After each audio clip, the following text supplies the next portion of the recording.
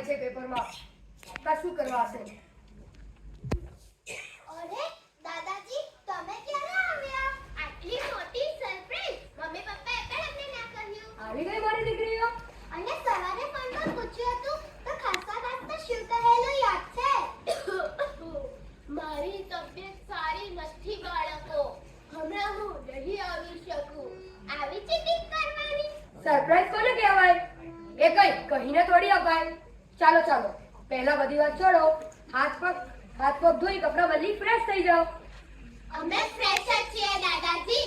તમે આવી ગયા ને એટલે હવે અમે કશું જ કરવાના નથી. બસ તમારી સાથે વાતો જ કરીશું. એટલો બધો ખજાનો ભેગો થઈ ગયો છે પેટમાં. હારાનું પેટ તો મોટું પણ થઈ ગયું. એ બસ મિલતી બહુ થયું તીરવાનું હો. દાદાજી, તમને ખબર છે આ વખતે અમારી સ્કૂલમાં 15મી ઓગસ્ટે ધ્વજવંદન કાર્યક્રમનું એટલું વિશિષ્ટ આયોજન થયેલું કે મજા જ આવી ગઈ.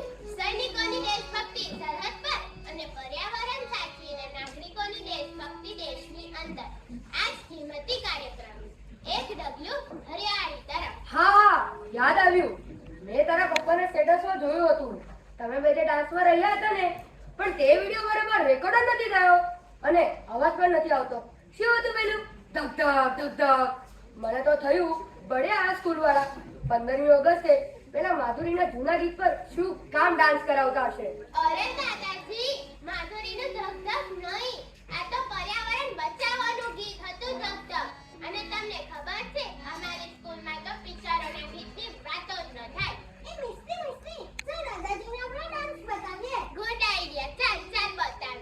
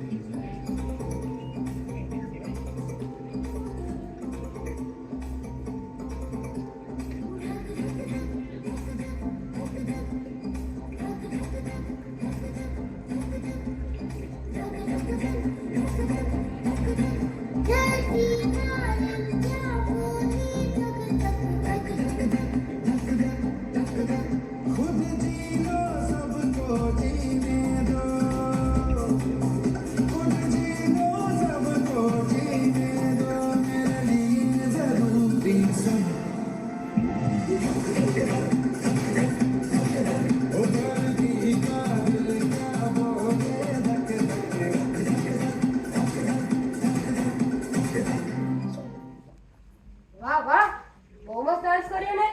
આટલો સરસ ડાન્સ કર્યો એના માટે તમને સરપ્રાઈઝ ગિફ્ટ. તમારા ડાન્સની થીમ શું હતી? હરિયાળી ને. એના માટે તમને આ છોડ ગિફ્ટ. થેન્ક યુ દાદાજી.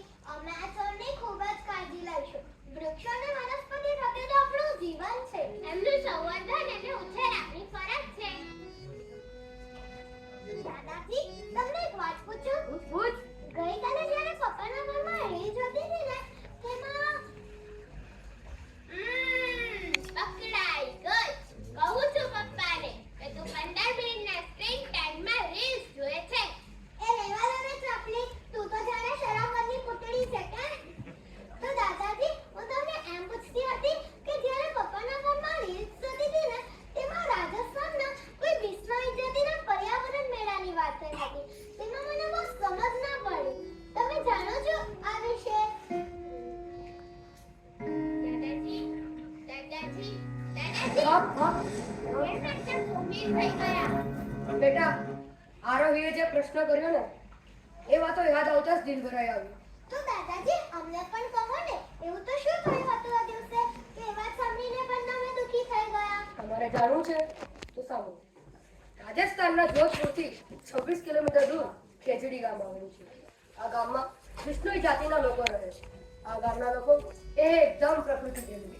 તમારા આજના જેવો પ્રકૃતિ પ્રેમ નહીં, એ ફક્ત ફોટો પડાવવા કે રીલ મૂકવા માટે જ પર્યાવરણ દિવસ ઉજવે. આ ગામના લોકો એટલી હદે પ્રકૃતિ પ્રેમી કે જો કોઈ હરણી બચ્ચાને જન્મ આપી લઈ જાય તો ગામની સ્ત્રી તેને પોતાનું દૂધ પીવડાવીને મૂકી દે.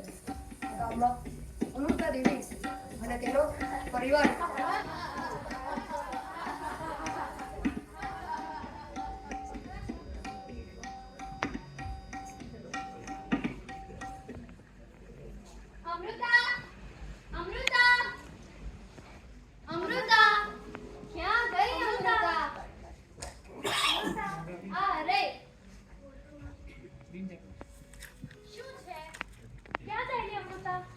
ચાલી જંગલમાં સૂકા લાકડા વીણવા. ખાલી લાકડા વીણવા કે તારા પરિવારજનોને મળવા? હા હા, લાકડા વીણવાનું તો બહાનું છે. હું તો મારા વડીલોને મળવા જાઉં છું. આશુ, રત્ની, ભાગુ, ક્યાં ગયા ત્રણે જણા? ચાલો, જંગલમાં જવાનું મોડું થાય છે. એ આવ્યા ના.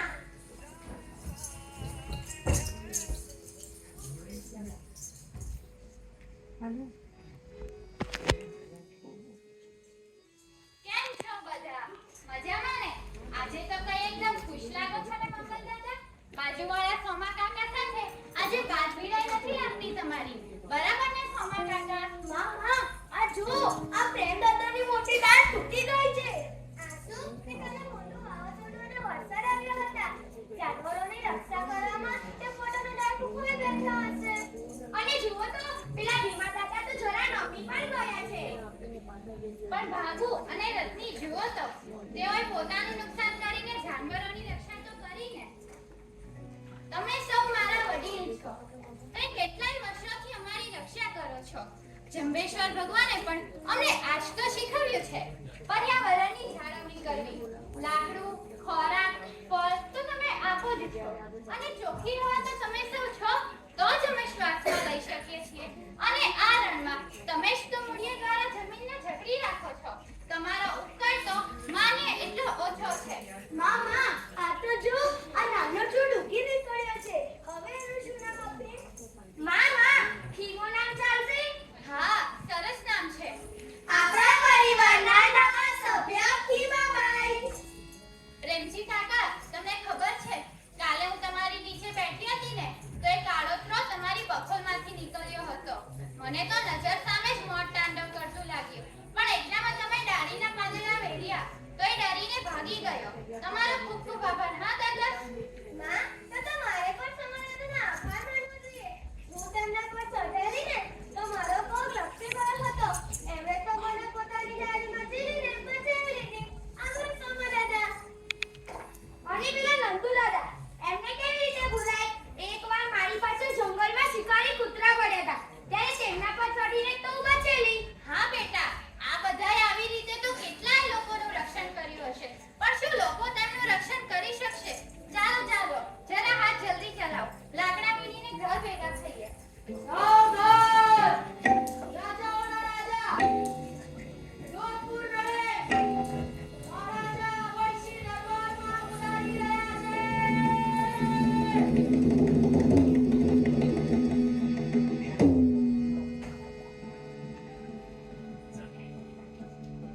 મહારાજ, આ હરજી તેણે તેના પડોશી કાલુબાને આંગણાનું વૃક્ષ વાળી નાખ્યું છે.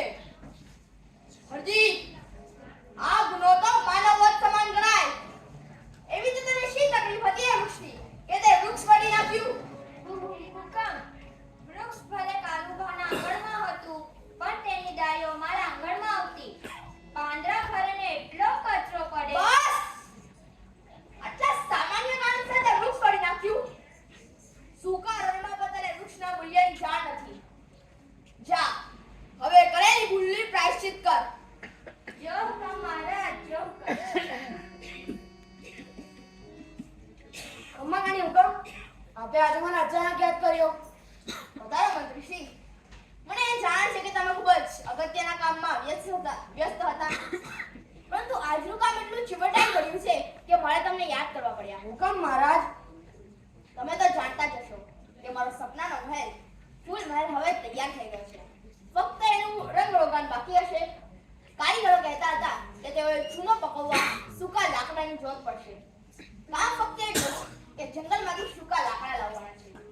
ચોકસાઈ એટલી રાખવી કે જે વૃક્ષો સુકાઈ ગયા હોય કે પછી ખખડધજ થઈ ગયા હોય તેવા જ વૃક્ષોને કાપી ત્યાં લાકડા લાવવા અને એટલા જ વૃક્ષો ફરીથી અચૂકથી વાવવા. જેવો હુકમ મહારાજ.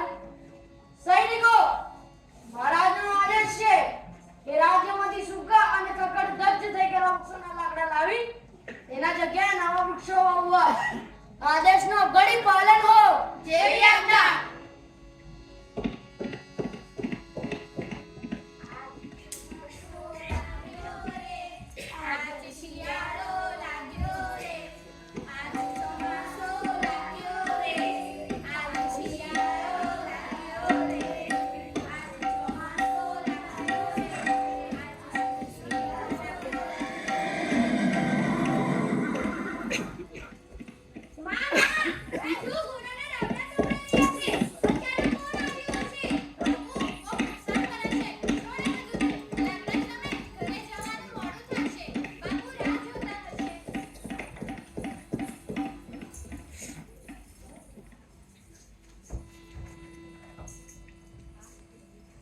જગ્યા પર આટલા બધા ઝાડ.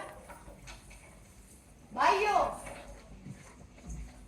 ભાઈ એક વાત કહું, અલગ અલગ જગ્યાએ ભટકીને લાકડું ભેગું કરવા કરતા એક જ જગ્યાએથી લાકડું ભેગું કરજો. આટલા બધા ઝાડોમાંથી થોડા ઝાડ ઓછા થશે તો કોને ખબર પડવાની?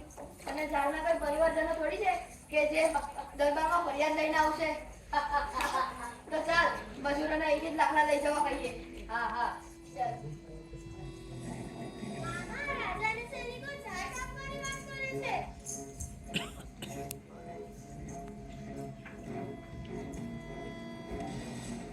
રોકાઈ જાઓ. આ બધા લીલાછમ વૃક્ષોને ના કાપો. અને તમને લાકડું કાપવું હોય તો આગળ ઘણા સૂકા ઝાડ છે. હું બતાવું તમને. આ બધા મારા પરિવારજનો છે. અમારો આશરો છે. બા, તેમના થકી જ અમે આ સૂકા પઠારમાં શાંતિથી જીવીએ છીએ. ખમા કરો. આ મારા સોમા કાકા. હું રોજ એમની સાથે વાતો કરું. આ મંગલ દાદા તો મારી દીકરીઓને એટલી ઝુલાવે અને પેલા પ્રેમા કાકાને ખીમજી કાકા. મારા વડીલો છે. આ બધાની હાજરીથી પણ છાતા વળે. તમારા પગે પડો બા. એમને ન કાકો. અમને રોકશે રાજાના સૈનિકોને હસ રસ્તામાંથી, નહીં તો તારું માથું વાળી નાખશું.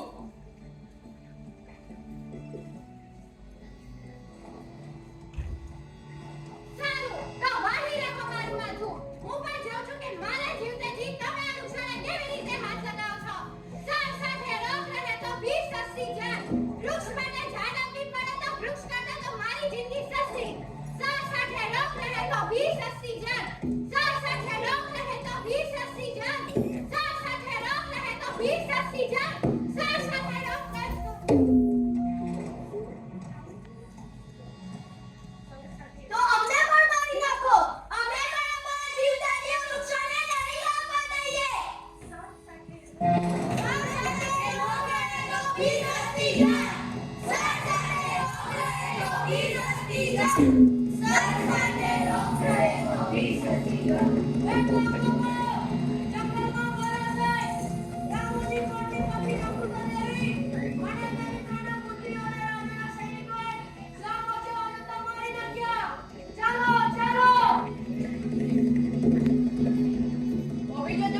એક પણ ડગલું આગળ વધ્યા છે તો તમારી દશા પણ આ લોકો જેવી થશે.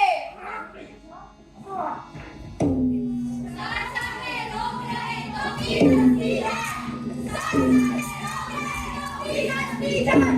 ઝાડ સાથે રોગ રહે તો ભી સસ્તી જાન. ઝાડ સાથે રોગ રહે તો ભી સસ્તી જાન.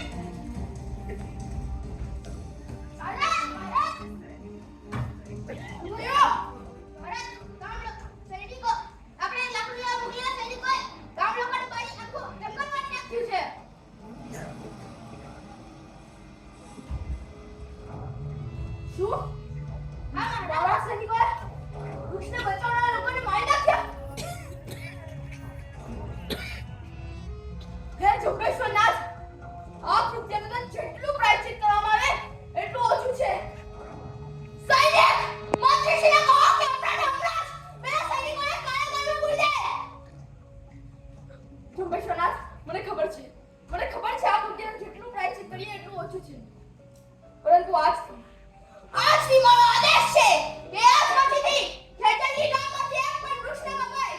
અને માં અમૃતા દેવી અને ગામ લોકોની શહાદતની સ્મૃતિમાં આજનો દિવસ એટલે કે વિક્રમ સંવત 1787 ભાદરવા સુદ દશમનો દિવસ તરીકે ઓળખવામાં આવશે. ધન્ય છે માં અમૃતા દેવી, ધન્ય છે ખેતરની ગામના લોકો કે જેઓએ પર્યાવરણ માટે શહાદત આપી.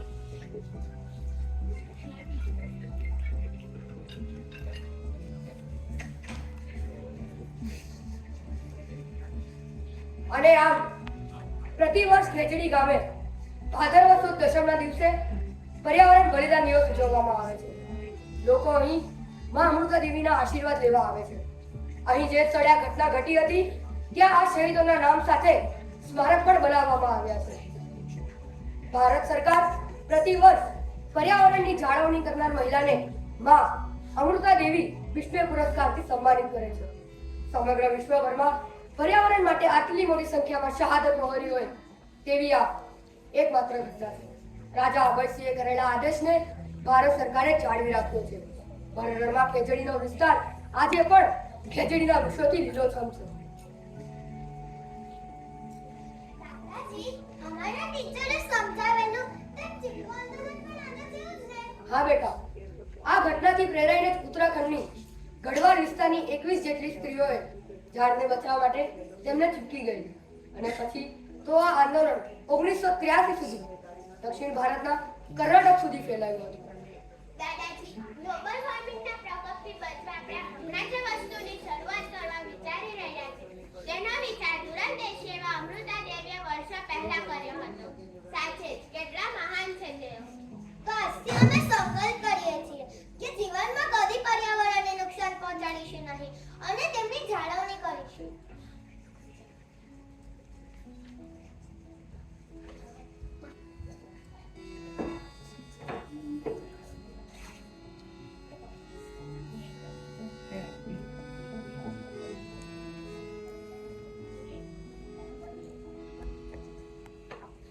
ના અમૃતા, તમે હમણાં તમારી શહાદત વિશે દાદાજી પાસે જાણ્યું.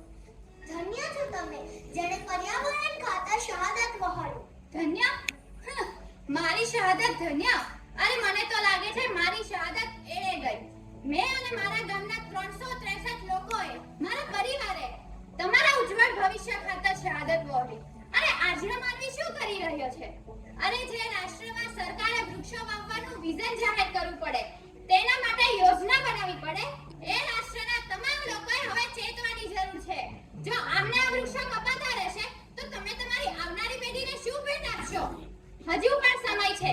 ચેતી જાઓ, વૃક્ષો બચાવો, વધુ વૃક્ષો વાવો અને પૃથ્વી માતાના અન્ય સંતાનોને પણ તેમના જીવવાનો પૂરો હક આપો. ના ના માં, તમારી શહાદત એને નહીં જાય. અમે વચન આપીએ છીએ કે અમે પર્યાવરણ જાળવીશું.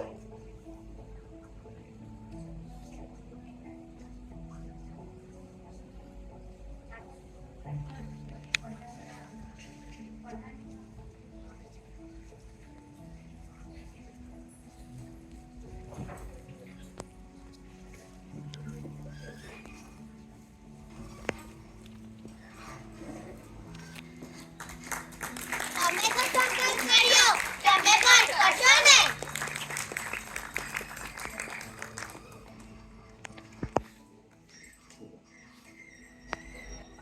એક શહાદત આવી પણ. પાત્ર સૂચિ